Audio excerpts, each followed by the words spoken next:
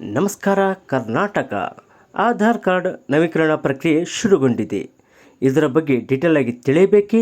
ಹಾಗಿದ್ದರೆ ಈ ವಿಡಿಯೋವನ್ನು ಕೊನೆವರೆಗೂ ನೋಡಿ ಮತ್ತು ನಮ್ಮ ಚಾನಲನ್ನು ಲೈಕ್ ಮಾಡಿ, ಸಬ್ಸ್ಕ್ರೈಬ್ ಮಾಡಿ. ಆಧಾರ್ ಕಾರ್ಡ್ ನವೀಕರಣ ಪ್ರಕ್ರಿಯೆ ಶುರುವಾಗಿದೆ. ಹೌದು, ಇದರ ಅಗತ್ಯ ದಾಖಲೆಗಳು ಮತ್ತು ಶುಲ್ಕ ವಿವರಗಳನ್ನು ನಾವೀಗ ಡೀಟೇಲ್ ಆಗಿ ನೋಡೋಣ.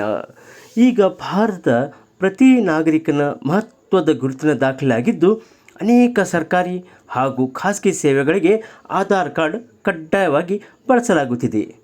ಆಧಾರ್ ಕಾರ್ಡ್ನಲ್ಲಿ ಇರುವ ಹೆಸರು, ವಿಳಾಸ, ಜನ್ಮ ದಿನಾಂಕ, phone number, email I D ಹಳೆಯದಾಗಿದ್ದರೆ ಅವುಗಳನ್ನು ತಕ್ಷಣ ನವೀಕರಿಸುವುದು ಬಹಳ ಅತ್ಯಗತ್ಯವಾಗಿದೆ. ಸರ್ಕಾರದ ವಿವಿಧ ಸೇವೆಗಳು, ಹಣಕಾಸು ವ್ಯವಹಾರಗಳು ಹಾಗೂ ಯೋಜನೆಗಳ ಲಾಭ ಪಡೆಯಲು ಆಧಾರ್ ಕಾರ್ಡ್ ಕಡ್ಡಾಯಗೊಳಿಸಲಾಗಿದೆ.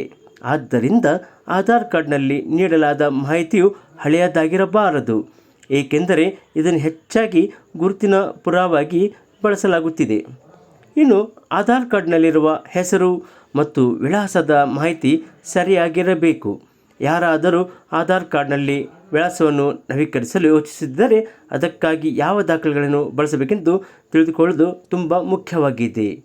ಭಾರತೀಯ ವಿಶಿಷ್ಟ ಗುರುತಿನ ಪ್ರಾಧಿಕಾರವು ತನ್ನ ಅಧಿಕೃತ ವೆಬ್ಸೈಟ್ನಲ್ಲಿ ಆಧಾರ್ ಕಾರ್ಡ್ ಹೆಸರು ಮತ್ತು ವಿಳಾಸ ನವೀಕರಣಕ್ಕಾಗಿ ಮಾನ್ಯತೆ ಪಡೆದ ದಾಖಲೆಗಳ ಪಟ್ಟಿಯನ್ನು ಈಗ ಪ್ರಕಟಿಸಿದೆ. ಆಧಾರ್ ಕಾರ್ಡ್ನಲ್ಲಿರುವ ಹೆಸರು ಮತ್ತು ವಿಳಾಸ ನವೀಕರಣಕ್ಕಾಗಿ ಬೇಕಾದ ಅಗತ್ಯ ದಾಖಲೆಗಳೆಂದರೆ ಪಾಸ್ಪೋರ್ಟ್, ಪ್ಯಾನ್ ಕಾರ್ಡ್, ಮತದಾರರ ಗುರುತಿನ ಚೀಟಿ ಮತ್ತು ಬ್ಯಾಂಕ್ ಪಾಸ್ಬುಕ್ ಅಥವಾ ಸ್ಟೇಟ್ಮೆಂಟ್ ಮತ್ತು ಪಡಿತರ ಚೀಟಿ, ವಿದ್ಯುತ್ ಬಿಲ್ 3 ತಿಂಗಳ ಒಳಗಿನದು, ನೀರಿನ ಬಿಲ್ ಇದ್ದರೆ 3 ತಿಂಗಳ ಒಳಗಿನದು ಮತ್ತು ಗ್ಯಾಸ್ ಸಂಪರ್ಕ ಪಾಸ್ಬುಕ್, UGCಯಿಂದ ಮಾನ್ಯತೆ ಪಡೆದ ವಿಶ್ವವಿದ್ಯಾಲಯದ ಡಿಗ್ರಿ ಅಥವಾ ದಾಖಲಾತಿ ಇವು ಕಂಪಲ್ಸರಿ ಇರಲೇಬೇಕು.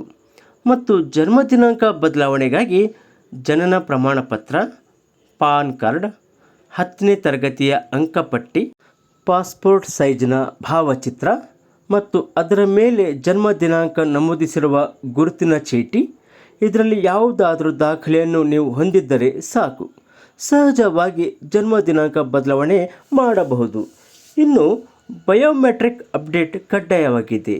ಹೌದು, ಮಕ್ಕಳ ಆಧಾರ್ ಕಾರ್ಡ್ಗಾಗಿ ಬಯೋಮೆಟ್ರಿಕ್ ಅಪ್ಡೇಟ್ ಕಡ್ಡಾಯವಾಗಿದೆ. ಆಧಾರ್ ಕಾರ್ಡನ್ನು 5 ವರ್ಷ ಮತ್ತು 15 ವರ್ಷ ಪೂರ್ತಿಯಾದಾಗ ಅಪ್ಡೇಟ್ ಮಾಡಿಸುವುದು ತುಂಬ ಅನಿವಾರ್ಯವಾಗಿದೆ. ಹಾಗೂ ಆಧಾರ್ ಕಾರ್ಡ್ ವಿಳಾಸ ನವೀಕರಣದ ವಿಧಾನ ನಾವೀಗ ತಿಳಿಯೋಣ.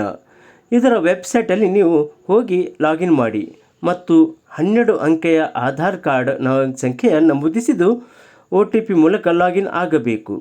ಇನ್ನು ಅಗತ್ಯ ದಾಖಲೆಗಳನ್ನು ಸ್ಕ್ಯಾನ್ ಮಾಡಿ ಅಪ್ಲೋಡ್ ಮಾಡಿದರೆ ನೀವು ಡೀಟೇಲ್ ಆಗಿ ನೋಡಬಹುದು. ಇನ್ನು ಆಫ್ಲೈನ್ ಪ್ರಕ್ರಿಯೆ ಹೇಗೆಂದರೆ, ಹತ್ತಿರದ ಆಧಾರ್ ಸೇವಾ ಕೇಂದ್ರಕ್ಕೆ ಭೇಟಿ ನೀಡಿ ಮತ್ತು ಆಧಾರ್ ಅಪ್ಡೇಟ್ ಫಾರ್ಮ್ ಭರ್ತಿ ಮಾಡಿ ಹಾಗೂ ದಾಖಲೆಯ ಅಸಲಿ ಮತ್ತು ಫೋಟೋ ಕಾಪಿ ಒದಗಿಸಿ. ನಂತರ ಬಯೋಮೆಟ್ರಿಕ್ ದೃಢೀಕರಣ ನಂತರ ಅಪ್ಡೇಟ್ಗೆ ಒಪ್ಪಿಗೆ ಪಡೆಯಿರಿ. ಇದು ನೀವು ಆಫ್ಲೈನ್ ಮೂಲಕ ಮಾಡಬಹುದು. ಇನ್ನು ಆಧಾರ್ ತಿದ್ದುಪಡಿ ಹಾಗೂ ಅಪ್ಡೇಟ್ ಶುಲ್ಕಗಳು ನಾವೀಗ ತಿಳಿಯೋಣ. ಹೊಸದಾಗಿ ಆಧಾರ್ ನೋಂದಣಿ ಮಾಡಬೇಕೆಂದರೆ ಇದು ಯಾವುದೇ ಶುಲ್ಕವಿಲ್ಲ. ಹೌದು, ಯಾವುದೇ ಶುಲ್ಕವಿಲ್ಲ. ಇನ್ನು 5 ವರ್ಷ ಮತ್ತು 15 ವರ್ಷ ಪೂರ್ತಿಯಾದಾಗ ಬಯೋಮೆಟ್ರಿಕ್ ಅಪ್ಡೇಟ್ ಇದು ಕೂಡ ಉಚಿತವಾಗಿದೆ. ಇನ್ನು ಜನ್ಮ ದಿನಾಂಕ, ಲಿಂಗ, ಇಮೇಲ್, ವಿಳಾಸ, ಹೆಸರು ಇದರ ತಿದ್ದುಪಡಿಗಾಗಿ 50 ರೂಪಾಯಿ ಶುಲ್ಕವನ್ನು ಮಾಡಲಾಗಿದೆ. ಹಾಗೂ ಮೊಬೈಲ್ ನಂಬರ್ ನವೀಕರಣ ಮಾಡಲು 50 ರೂಪಾಯಿ ಶುಲ್ಕವನ್ನು ವಿಧಿಸಲಾಗಿದೆ. ಹಾಗೂ ಬಯೋಮೆಟ್ರಿಕ್ ಅಪ್ಡೇಟ್ ಇದಕ್ಕಾಗಿ 100 ರೂಪಾಯಿ ಶುಲ್ಕವನ್ನು ವಿಧಿಸಲಾಗುವುದು. ಹಾಗೂ ಆಧಾರ್ PVC ಕಾರ್ಡ್ ಮುದ್ರಿಸಿ ಪಡೆಯಲು 50 ರೂಪಾಯಿ ಶುಲ್ಕವನ್ನು ವಿಧಿಸಲಾಗುತ್ತದೆ. ಗೆಳೆಯರೇ, ಆಧಾರ್ ಕಾರ್ಡ್ ನವೀಕರಣ ಈಗ ತುಂಬ ಉಪಯುಕ್ತವಾಗಿದೆ. ಆದ್ದರಿಂದ ಆದಷ್ಟು ಬೇಗ ನವೀಕರಣ ಮಾಡಿಸಿಕೊಳ್ಳಿ. ನಮ್ಮ ಈ ವಿಡಿಯೋ ಇಷ್ಟವಾದಲ್ಲಿ ದಯವಿಟ್ಟು ಲೈಕ್ ಮಾಡಿ ಮತ್ತು ಸಬ್ಸ್ಕ್ರೈಬ್ ಮಾಡಿ.